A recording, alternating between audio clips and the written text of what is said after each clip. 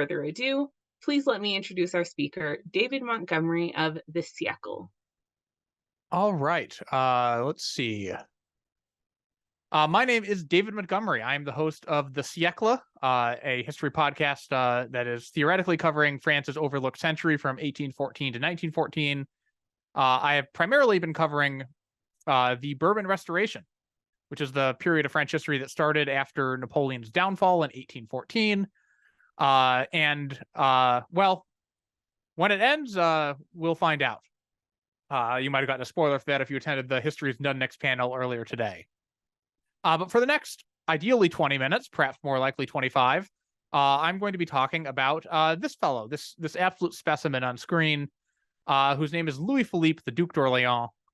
And he was the Bourbon Restoration's human contingency plan, whether the Bourbons wanted it or not. And this will make a lot more sense once I get into it. So the Bourbon Restoration was a monarchy run by the restored Bourbon family, who were the relatives of the guillotined King Louis XVI. And in 1814, when they were put back on the throne, the King of France was Louis XVIII. But the Bourbons had a problem. Well, the Bourbons had lots of problems, let's be clear about that. But one problem was particularly important if you, like, say, for example, the French Bourbons, believe strongly in the virtues of hereditary monarchy. And that is that the Bourbons were not particularly good at producing heirs, which is kind of important. Louis XVIII was 58 years old and childless, which meant that if he died, the throne would pass to his brother, Charles, the Comte d'Artois, who was 56 years old. Artois did have two sons, but his fathering days were behind him, which meant that if Artois died, the throne would pass to Artois' first son, the Duc d'Angoulême, the third figure here in this diagram I whipped up, who was 38 and childless after many, many years of marriage. And it was pretty much universally agreed that the Duc d'Angoulême was not going to be having any children. Which meant that if Angoulême died, the line would pass to Artois' second son, the Duc de Berry, who was 36 and unmarried. Now, I chose that word very pointedly here, because the Duc de Berry did have sons, multiple children. It just so happened that they were all illegitimate. The Duc de Berry had a string of bastards across England and France, so he was very clearly fertile, but it was not yet married and thus had no legitimate sons, which is kind of the important thing. So, to understand why the Duc d'Orléans comes into the picture, we're going to have to look at a family tree. This is a family tree of the Bourbon, the main line of the Bourbon family as of 1814. It's a little bit small, but down here on the bottom of the screen, you guys can see the people I just talked about: Louis XVIII, his brother Charles, the Comte d'Artois, Charles's sons, Louis Antoine, the Duc d'Angoulême, and Charles Ferdinand, the Duc de Berry. And if none of them can inherit, this is a monarchy, so what you have to do is go back up the family tree until you find someone else who had more than one son, and then you follow that line down to find who's the most senior member of that family, and they inherit the throne. This is harder than it should be. But eventually, if you go back up the family tree, Louis XIV, the Sun King, had two grandchildren. One of them was named Louis, obviously, because all these guys are named Louis. But the second son was named Philip. And Philip had gotten married and had children, and his children had children, and there were, in fact, lots of legitimate Bourbon heirs descended from Philip all over Europe. The problem was that Philip V in 1700 had been crowned King of Spain. This kicked off a little war that is creatively called the War of Spanish Succession. And the upshot was that Philip was allowed to be King of Spain in return for forever renouncing the throne of France for himself and his descendants. 300 years later, there are still people who are very mad about this. They're called Carlists. We're not getting into it. But suffice to say, at the time, in 1814, no one really thought that all these Spanish and Italian Bourbons descended from Philip V of Spain were viable Bourbon heirs, which means we have to go even further up the family tree, all the way back up to Louis XIII, who ruled in the 17th century, who had two sons, Louis XIV, the Sun King, and Philippe, who was made the Duc d'Orléans. And this Duc d'Orléans had another son named Philippe, who was also Duc d'Orléans, who had a son named Louis, who was Duc d'Orléans, who had a son named Louis-Philippe, who had a son named Louis-Philippe, who had a son who was our Louis-Philippe. There are only so many names that the French were allowed to use for their children, and we're just going to have to bear with it. And this is going to be really important because why do we care why Louis-Philippe was king? Why was in line to be king, I should say? Because it turns out that he has one huge selling point and one huge problem. His selling point as a potential king of France is that Louis-Philippe was good at one particular thing that the Bourbons were not good at, and that's having children.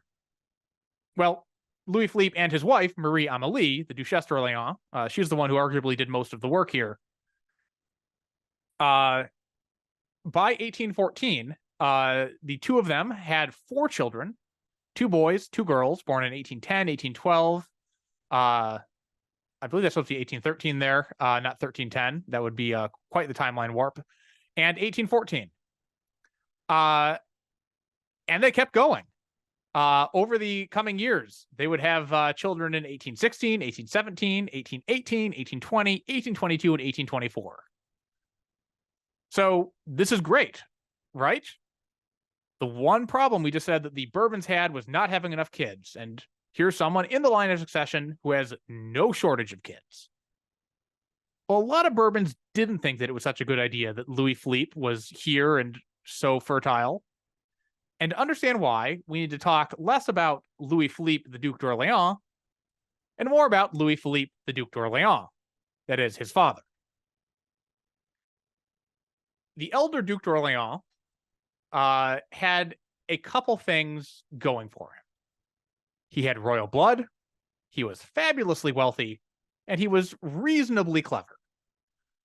So that meant that he spent the entire 1780s scheming like mad for power and influence in old regime France. When the French Revolution came along, Louis-Philippe was all on board. So on board, in fact, that in royalist Bourbon circles, a lot of people thought that maybe the whole French Revolution was just a plot by Louis-Philippe to gain power. That does not appear to be true, but if it were true, he badly miscalculated, because the elder Duc d'Orléans rapidly got in over his head, which is why in 1792, he officially changed his name to Philippe Égalité, rather infamously. This was a move done to preserve his role and position in France's legislature, which had just abolished noble titles, thus being the Duc d'Orléans didn't mean anything anymore. In fact, meant rather bad things. So changing his name to Philippe Égalité kept him in office just long enough for the French National Assembly to put Philippe Égalité's cousin Louis XVI on trial, and to give Philippe Égalité a vote over what would happen to Louis XVI. Philippe gave in to pressure and voted to execute his own cousin. Remember this. This is going to be important.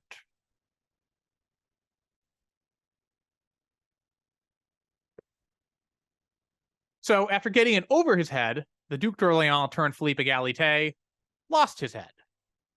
He was not saved. He was guillotined on November 6th, 1793, or perhaps more properly, the 16th of Brumaire, year 2.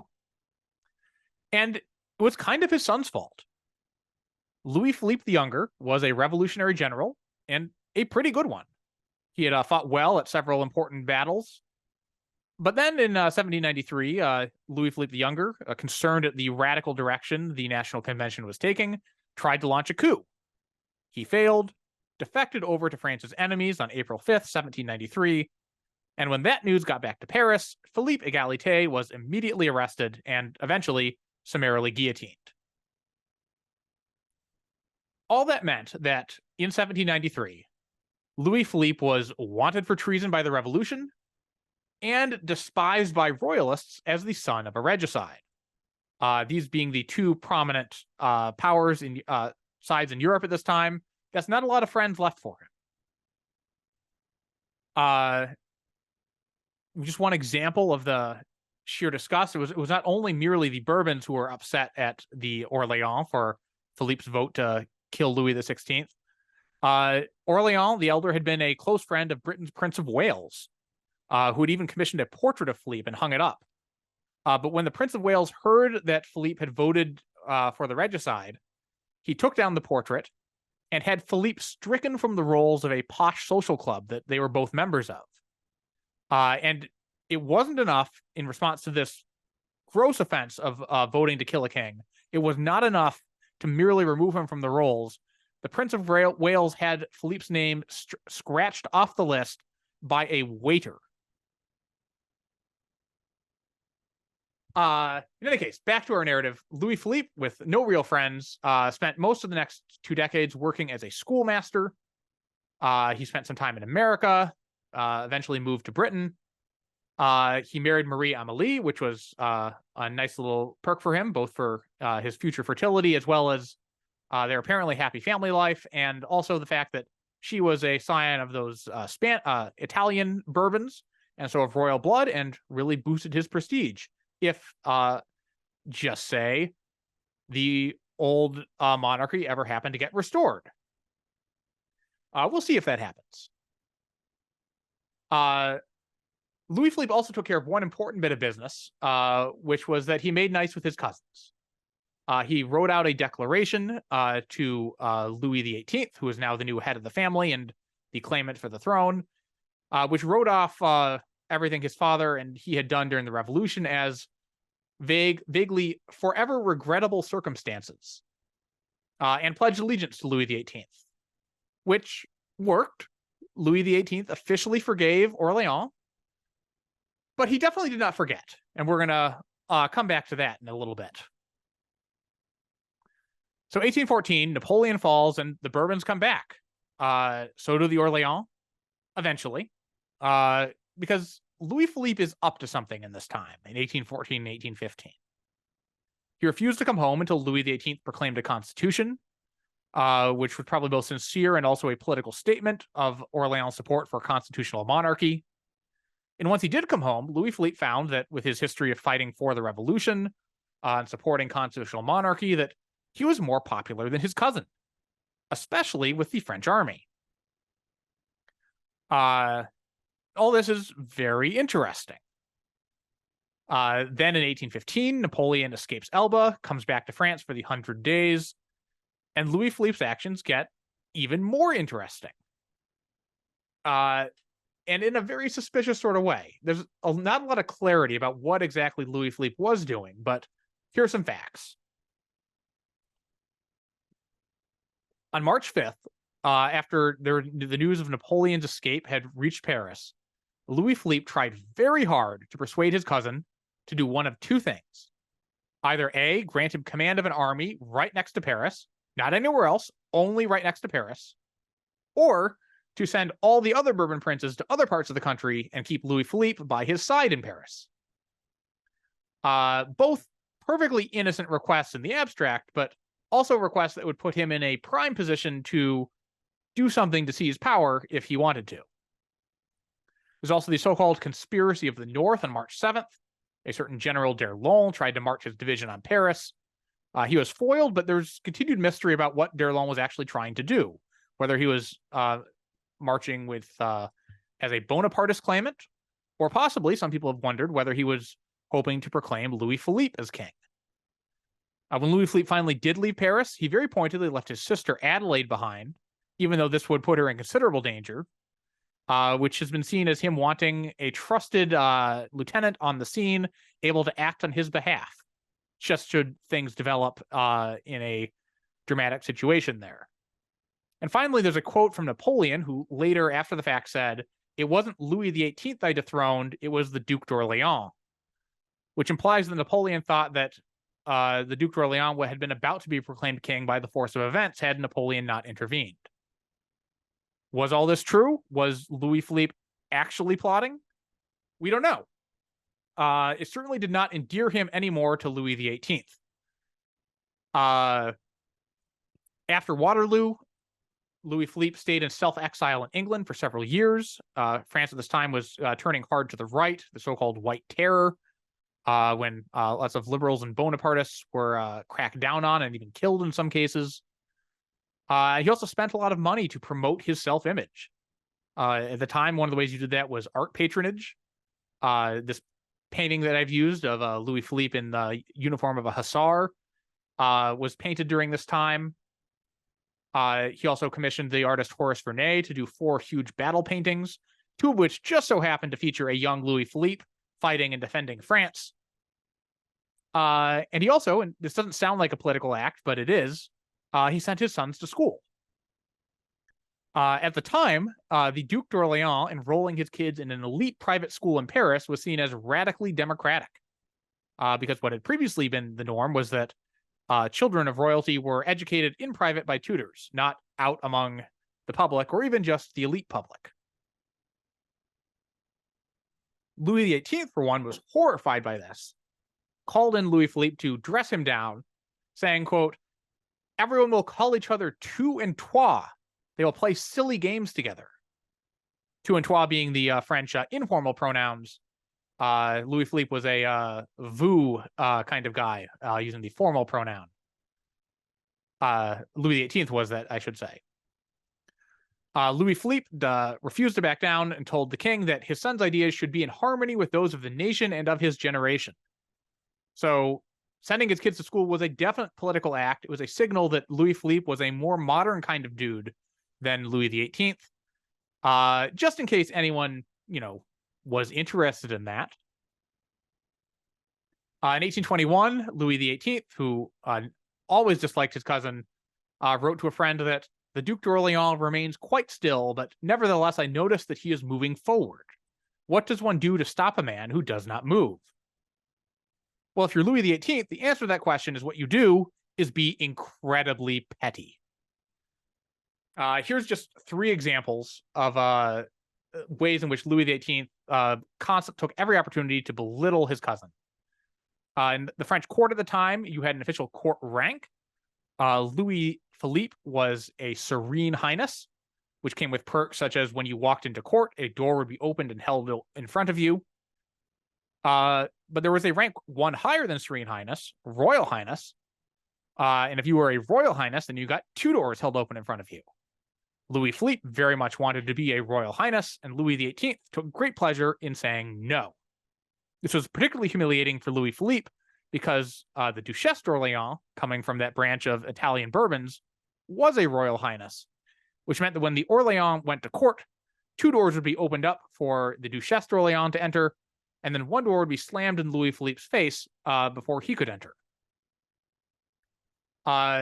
There was a case in the 1810s when Louis-Philippe was attending the baptism of a member of the royal family as a witness, which was a great honor, except that when it came time for the officiant to hand the pen to Louis-Philippe to sign as a witness, Louis XVIII called a halt and made everyone stand around until a sufficiently minor functionary could be found to hand Louis-Philippe the pen,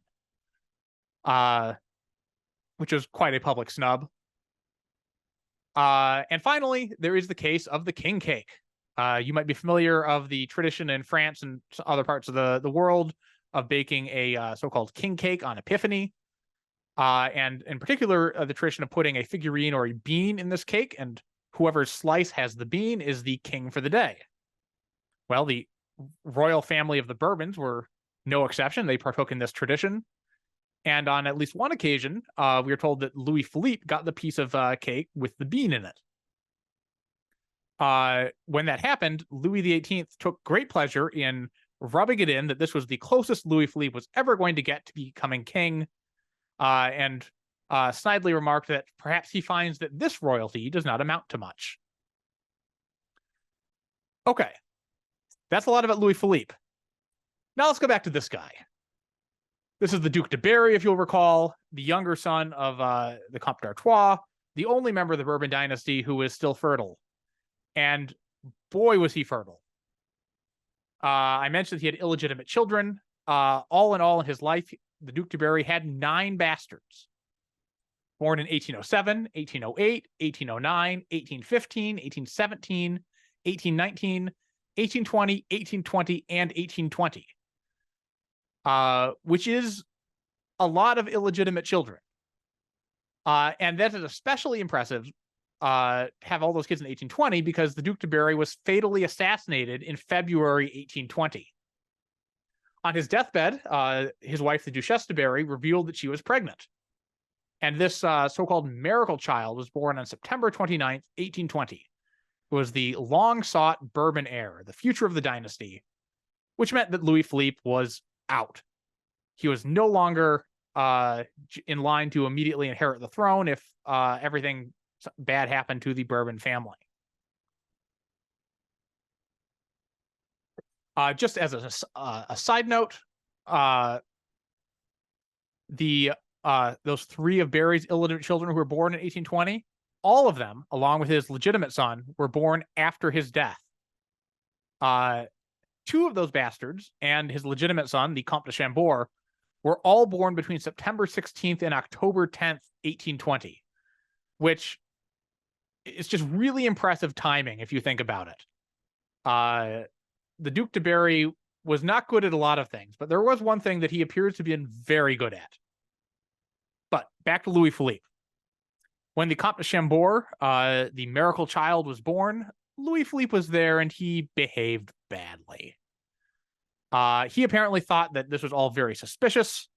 After all, if this posthumous child had been a girl, women were not allowed to inherit in Bourbon France, and so Louis-Philippe would still be in line. And he was apparently convinced that there was a plot to switch the babies, to take away a girl or perhaps a stillborn birth and bring in another baby, a boy who would be passed off as the Bourbon heir. And he was so convinced this was happening that he berated and interrogated witnesses to the birth in public. It was only after a general who was a witness assured Louis-Philippe that he had in fact tugged on the umbilical cord and verified that the child was the same, that Louis-Philippe broke down and snapped, "So we will never count for anything." Louis-Philippe's sister Adelaide was forced to apologize for him, saying, "One never gives up a crown without regret."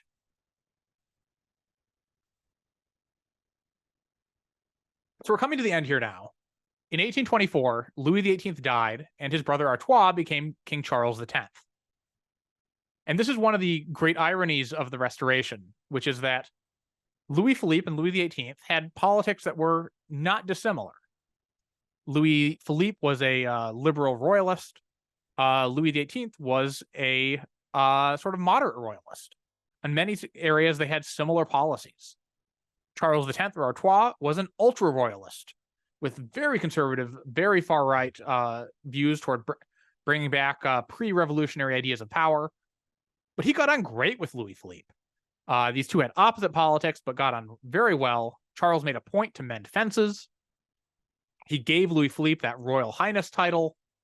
He put a lot of personal prestige behind passing a controversial bill called the Emigres Billion, which compensated aristocrats who'd had their property seized in the Revolution. And the biggest beneficiary of that, by far, was the Duc d'Orléans, who got 13 million francs. There was also a very fascinating meeting right after Charles became king. One of the very first things he did was bring Louis-Philippe in and tell him in a remarkable interview that you must be aware of your position. Quote, "Between you and the throne, there is only a 4-year-old child, and at the least, a 4-year-old child is a very small thing. It is essential for us, and even more so for you, that if he should die, you or your offspring should succeed without difficulties or embarrassments."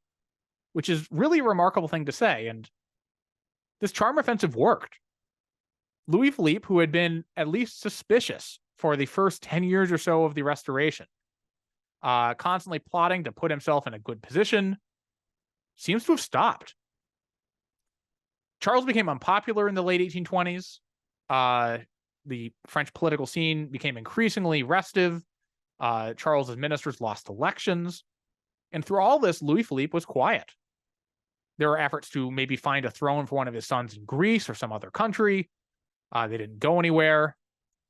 And even though some people in France did look at Louis-Philippe and say, hey, this guy might be a better king than Charles X, Louis-Philippe doesn't appear to have been a part of that. He did not want a revolution. He is still very concerned about the fact that he might be driven into exile, as had happened before with the last revolution. And when crisis finally hits Charles and puts his reign in doubt, Louis-Philippe is not going to be the one driving events, which is a stark contrast to what had happened when crisis had hit Louis XVIII's reign 15 years earlier. To find out what happens next, you're going to have to listen to upcoming episodes of the Siecle, or read Wikipedia, I guess. None of this is exactly secret. But I'm happy to take some questions.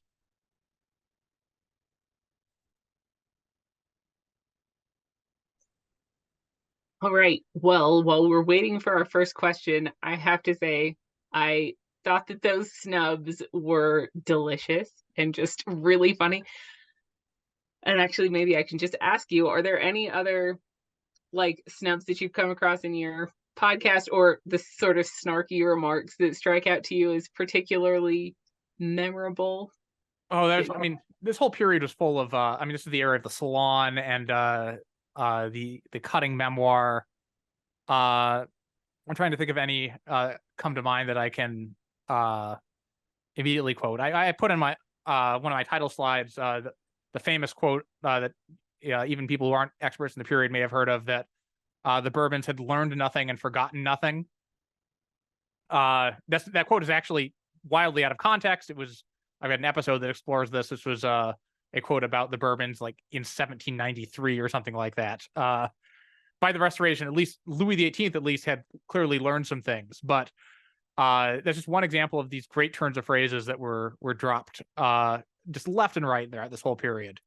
Sometimes embellished. You can't always trust what some of these famous quotes, which were written down in people's memoirs long after events had happened, that they claim to have said at the key moment. But there's a lot of good stuff. Yeah, the thing you wish you said that Yeah. they then went back and edited history to have said. Monica asks if you can explain again how Charles was related.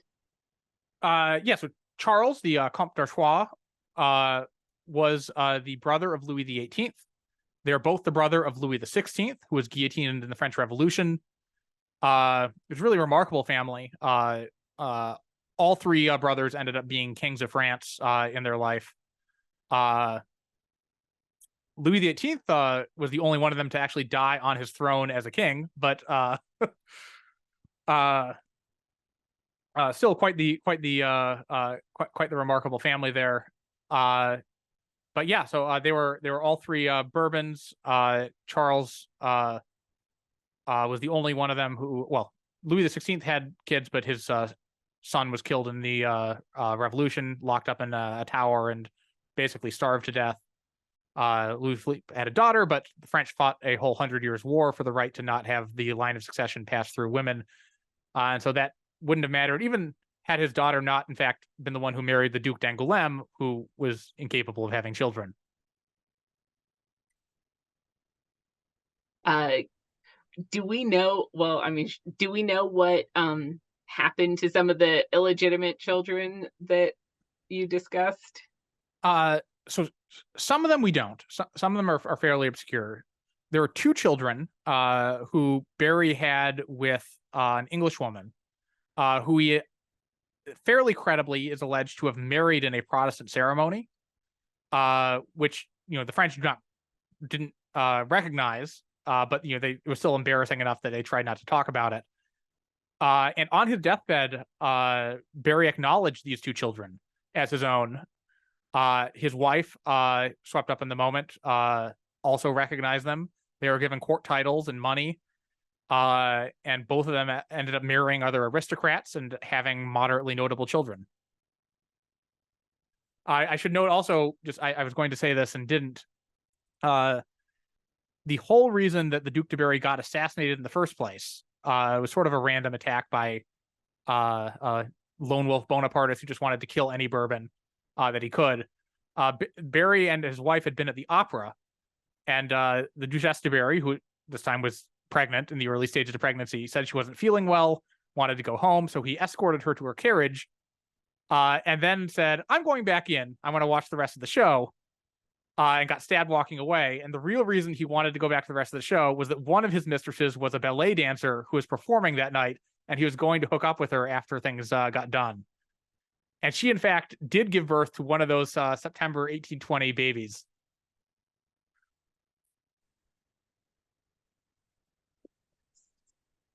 That is special. Okay, well, we're at the 5-minute mark. Does anyone have any other questions before we wrap up?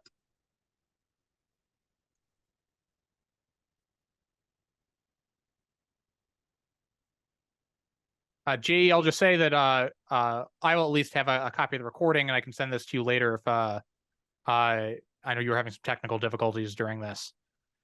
This may or may not end up being released on the Siecle podcast feed, but we'll have the recording. We'll make it available to anyone who's interested after the fact. My contact information is on the website, thesiecle.com, and feel free to reach out with any questions or on social media.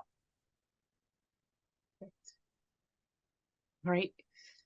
Well, thank you for this talk. It was very amusing and very interesting. Yeah, so I will see you in future sessions. Thank you. See everyone this afternoon.